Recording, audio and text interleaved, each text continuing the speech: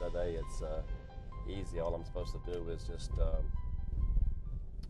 kind of facilitate the program and introduce some people. Always ready to lend a hand, community leader Dick Batchelor is on his way to one of the many nonprofit events he plays host for each year.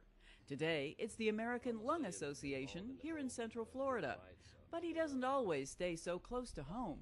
But I've just returned in June from Vietnam, where I led a delegation of 3 Democrats and 3 Republicans. I'm now discussing with another international human rights group representing the United States in what we call democratization efforts, helping them set up a democracy. This was not his first trip to Vietnam. Dick was also there in 1968. I'd served with the Marine Corps during the Tet Offensive, and makes you start thinking pretty seriously about life. Between battles, Dick came up with a plan. He would use the GI Bill to go to college and study politics. I actually used to bum rides the Tallahassee lobby for the 18-year-old vote when I was at Valencia because I had served a tour of duty in Vietnam and I could serve in Vietnam with the Marine Corps during the Tet Offensive and put my life at risk, but I couldn't vote. So that was something I was heavily involved in. That was part of one thing I was very proud of prior to being elected to office. Okay, all in favor of the amendment signify by saying aye. Opposed, nay. Dick was only 26 when he was elected to the Florida State Legislature. During his 4 terms in office, he helped to pass 53 laws that protect abused women, children, seniors, and the infirm.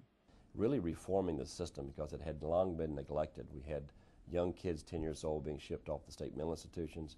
We had geriatric clients in institutional care on medications like Thorazine, but they really weren't being taken care of properly. One of Central Florida's 100 most influential people, Dick Batchelor.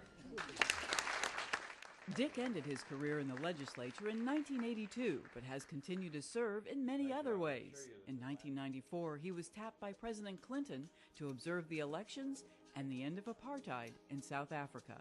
Meeting with Nelson Mandela and spending time with him and being an election observer of that election, watching history change where you had an apartheid country, the first time majority, which would be blacks, having a chance to vote and elect someone who had been in prison for 25 plus years.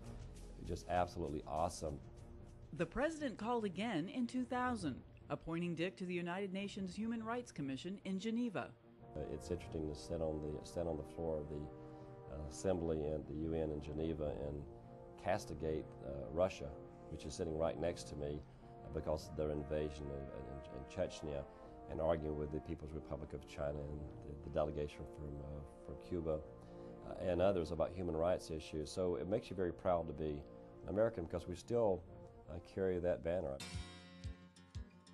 When he's not busy running around the world, he runs for charity.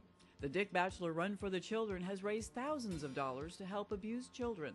They're pretty big sneakers to fill, but every now and then someone will ask how they might follow in Dick's footsteps. I would always counsel people, really learn the issues, and that's how you stand out, even at a young age. I was very young, but actually I have to say that I got my start literally at Valencia Community College.